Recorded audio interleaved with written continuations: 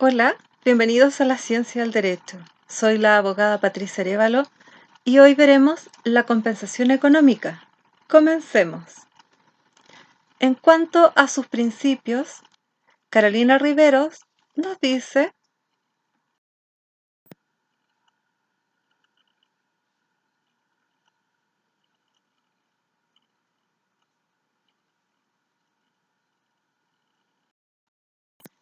que en materia de compensación económica sobresalen el principio de protección al cónyuge más débil y el principio de igualdad. En efecto, Philippe Duyé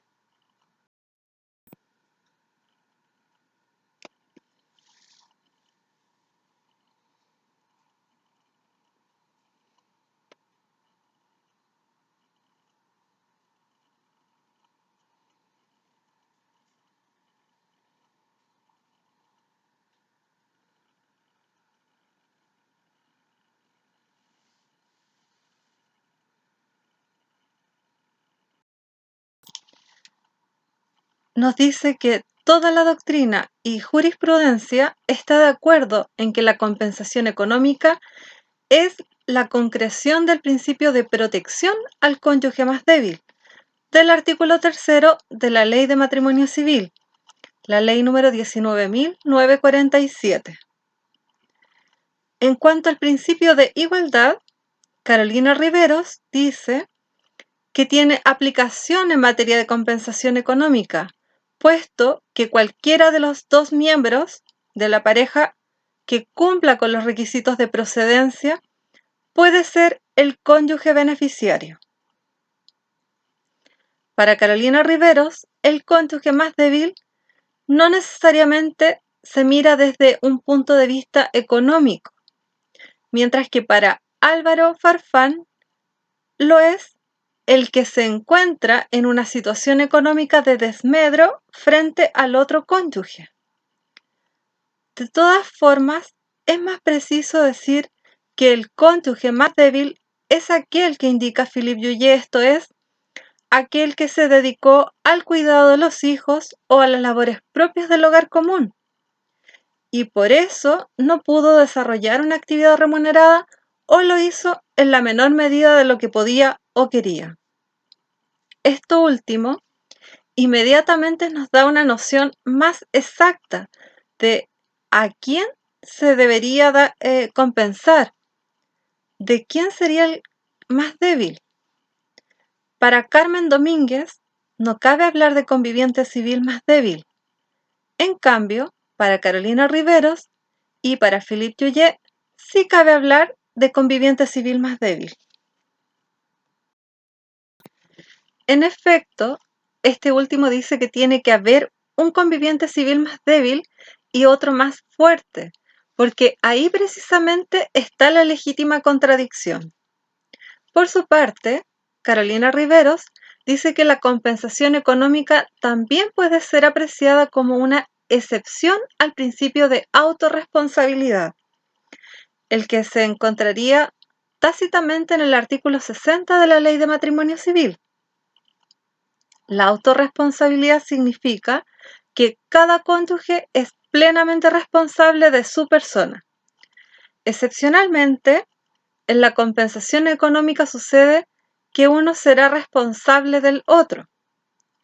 Por lo anterior, es decir, por considerar la excepción al principio de autorresponsabilidad y la protección al cónyuge más débil, es que Carolina Riveros expresa que la aplicación de la compensación económica debe ser estricta y restringida. En cuanto a la definición, para Carolina Riveros la compensación económica es un derecho post-quiebre de carácter extrapatrimonial que puede ser concedido al cónyuge o conviviente civil que realiza determinadas labores no remuneradas dentro del hogar, ya sea cuidando a los hijos o efectuando las labores propias del hogar y que como consecuencia de ello no efectúa o efectúa parcialmente labores remuneradas, generándose un menoscabo económico verificable al tiempo del divorcio, de la nulidad matrimonial o de la terminación del acuerdo de unión civil por mutuo acuerdo, declaración unilateral o nulidad del acuerdo. En cuanto a los fundamentos, Carolina Rivero señala que el fundamento más próximo de la compensación económica es la protección del cónyuge más débil. El fundamento más mediato está establecido en la protección a la familia. En cuanto a la naturaleza jurídica, se ha dicho mucho sobre la naturaleza jurídica de la compensación económica, pero me parece que la postura correcta es la de Philippe Duyé, porque como bien dice, no se puede subsumir o clasificar dentro de otra institución porque sus requisitos son únicos. En cuanto a sus requisitos, los encontramos en el artículo 61 de la Ley de Matrimonio Civil. Los requisitos para que el juez nos dé una compensación económica son: 1. Que se declare el divorcio, la nulidad matrimonial, la nulidad del acuerdo de unión civil o que este último termine por mutuo acuerdo o unilateralmente. 2. Haber sufrido menoscabo económico. 3. No haber desarrollado una actividad remunerada o lucrativa durante el matrimonio o el acuerdo de unión civil o haberlo hecho en la menor medida de lo que se podía y quería. Y 4. Haberse dedicado al cuidado de los hijos y o a las labores propias del hogar común. Estimo que todos los requisitos se entienden prácticamente bien por sí solos, salvo el requisito del menoscabo económico. La Corte Suprema, en varios fallos de casación en el fondo publicados en la revista de Derecho de Familia, editada por la Thomson Reuters del año 2014, volumen 3, siempre ha dicho lo mismo sobre el menoscabo económico. ¿Y qué es lo que ha dicho? Ha dicho que el menoscabo económico es el efecto patrimonial que se produce en aquella de las partes que no pudo trabajar o lo hizo en la menor medida de lo que podía y quería, por dedicarse a la familia. Agrega que se vincula al empobrecimiento de dicha parte porque se manifiesta al término de la relación y que se produce una carencia de medios para enfrentar la vida separada. Por ende, la reparación del menoscabo busca corregir este equilibrio entre las partes, a fin de que cada parte pueda enfrentar individualmente su futuro. En cuanto a los factores para determinar su cuantía, estos factores son los del artículo 62 de la Ley de Matrimonio Civil, el cual dice: para determinar la existencia del menoscabo económico y la cuantía de la compensación, se considerará especialmente la duración del matrimonio y de la vida en común de los cónyuges, la situación patrimonial de ambos, la buena o mala fe, la edad y el estado de salud del cónyuge beneficiario, su situación en materia de beneficios previsionales y de salud, su cualificación profesional y posibilidades de acceso al mercado laboral, y la colaboración que hubiere prestado a las actividades lucrativas del otro cónyuge. El inciso segundo agrega que, si se decretara el divorcio en virtud del artículo 54, el juez podrá denegar la compensación económica que habría correspondido al cónyuge que dio lugar a la causal o disminuir prudencialmente su monto. En relación a la cuantía de la compensación económica, según varios fallos de casación en el fondo de la Corte Suprema, publicados en la revista de Derecho de Familia, editada por la Thomson Reuters del año 2014, volumen 3, podemos decir que la cuantía o monto de la compensación económica es una cuestión prudencial que la ley entrega a los jueces de fondo. Por ende, no es posible revisar la cuantía de la compensación económica a través de un recurso de casación en el fondo, salvo que los jueces hayan infringido las normas que la regulan, básicamente los artículos 61 y 62 de la Ley de Matrimonio Civil. Sobre todo este último, cuestión que debe ser denunciada en dicho recurso. En cuanto al momento para solicitar la compensación económica, esta debe pedirse en la demanda, en un escrito complementario de la demanda o en la reconvención, artículo 64, inciso 3 de la Ley de Matrimonio Civil. De esta suerte, el demandante de divorcio, de nulidad matrimonial o convivencia civil debe pedir la compensación económica en la demanda, a más tardar en un escrito complementario posterior a la misma. Estimo que este escrito complementario puede presentarse hasta antes de la contestación de la demanda, pues de lo contrario se habrá trabado la litis, por ende, ya se habrá fijado el objeto del proceso. Por su parte, el demandado en la contestación de la demanda debe reconvenir de compensación económica. En cuanto al convenio de compensación económica, el artículo 63 establece lo que Philippe Touillet ha llamado convenio de compensación económica, esto es, aquel acuerdo por el cual se establece la compensación económica entre los cónyuges o convivientes civiles mayores de edad, el que debe constar por escritura pública o acta de avenimiento, y deben ser aprobadas u homologadas por el juez. Forma de pago e incumplimiento. El espíritu de la Ley de Matrimonio Civil es que la compensación económica se pague de una sola vez, pero en la práctica siempre se pagan cuotas. Independiente del pago en cuotas, también se puede pagar la compensación económica con traspaso de fondos previsionales, hasta el 50% de lo que hay en la cuenta de capitalización individual de la AFP de los fondos acumulados durante el matrimonio. Se pueden pagar también entregando bienes muebles o inmuebles, acciones u otros valores, e incluso se puede pagar con un derecho de usufructo, uso o habitación de bienes que sean del deudor. En caso de no pagarse una o más cuotas, se puede pedir los mismos apremios que para los alimentos, artículo 66 de la Ley de Matrimonio Civil.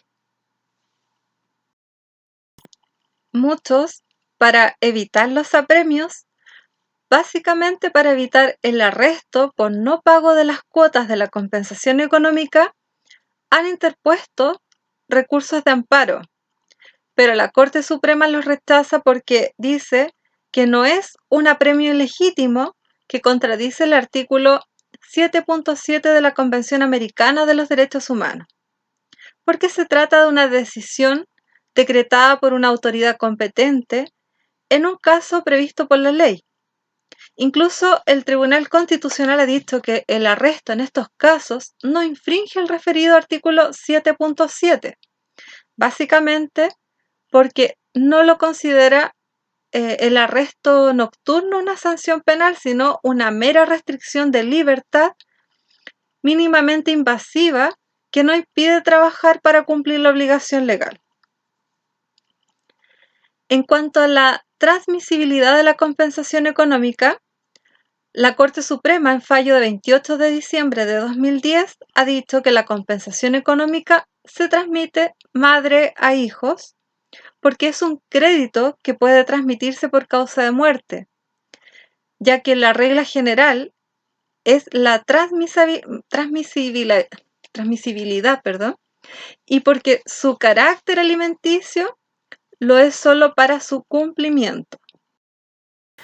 En cuanto a la renuncia a la compensación económica, en general, los jueces admiten que se puede renunciar a la compensación económica durante el juicio. A favor de esta postura, se puede decir que no está prohibida su renuncia, por ende, según el artículo 12 del Código Civil, puede hacerse, pero autores como José Lecaros, Adriana Palavicino y Gonzalo Ruiz han dicho que la compensación económica es de orden público, ergo irrenunciable. En efecto, si es de orden público, no es de interés individual, por ende, no sería renunciable.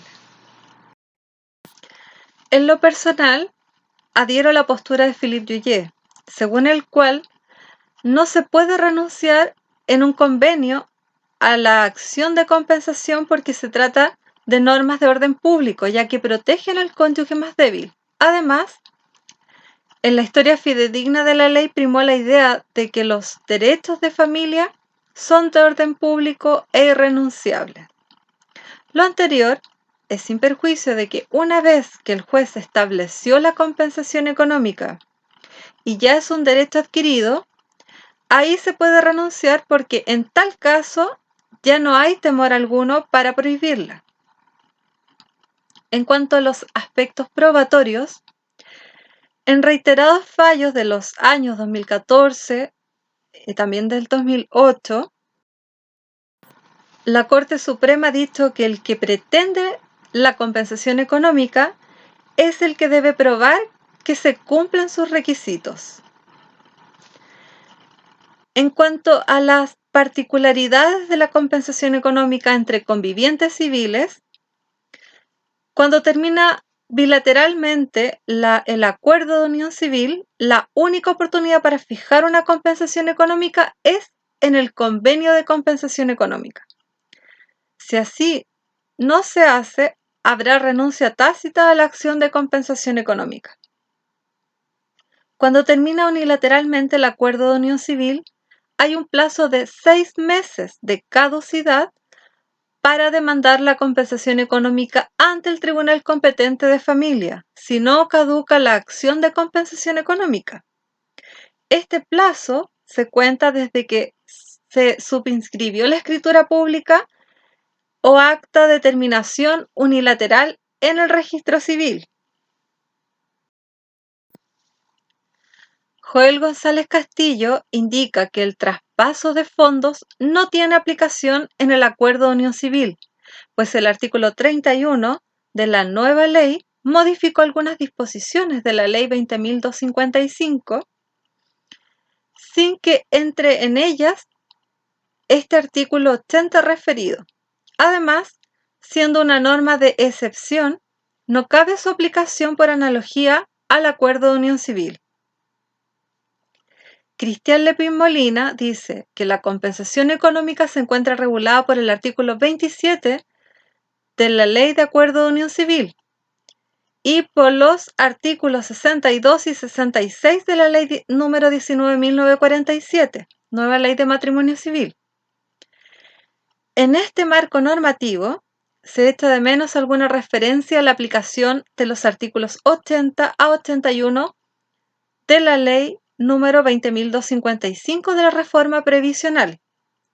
En cuanto a la posibilidad de establecer una modalidad de pago como traspaso de fondos previsionales y también a la Ley 20.239, que libera de impuesto a la renta a las compensaciones económicas originadas al término del matrimonio.